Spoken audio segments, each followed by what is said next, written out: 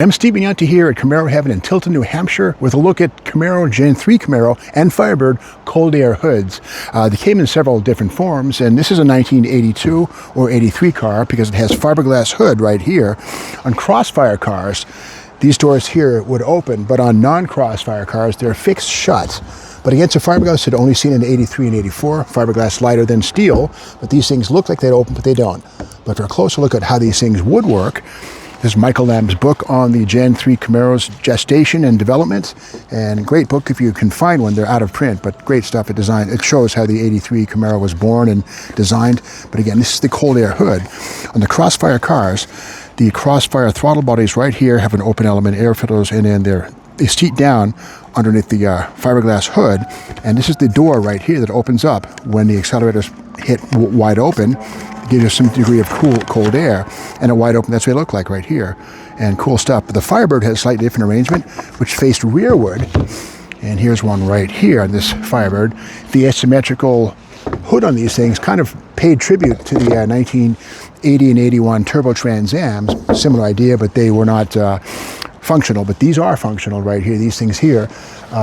It's open back here, and I'll lift the hood in a second, but this thing lives underneath the hood right here, and this here seals up, this bolts under the hood, and this would go to the single throttle body right here. Also the Crossfire, similar but not the same. The Crossfire example here is a longer opening. Again, this would sit on top of the Crossfire top manifold air cleaner lid and feed cold air into the engine. And these things are actuated by a solenoid right here.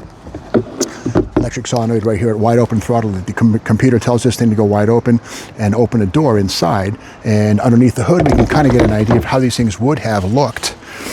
And this is just a regular single throttle body 5-liter, but those plastic things would bolt under the hood and admit air through the stamping at the back. You can kind of see it under the pad, and that's where these things would have landed. And of course, this is the 4-barrel carburetor right here, the Rochester computer-controlled carburetor, and this would have had an open lid on the top of the air cleaner, and the air would be fed into the top of the lid, again for cold outside air induction. So air induction lived on in many ways in Camaro, and of course in 1980 and 81 the Camaro had an air induction set up on the Z28, the solenoid that would open the doors toward the driver and again allow cooler outside air into the engine.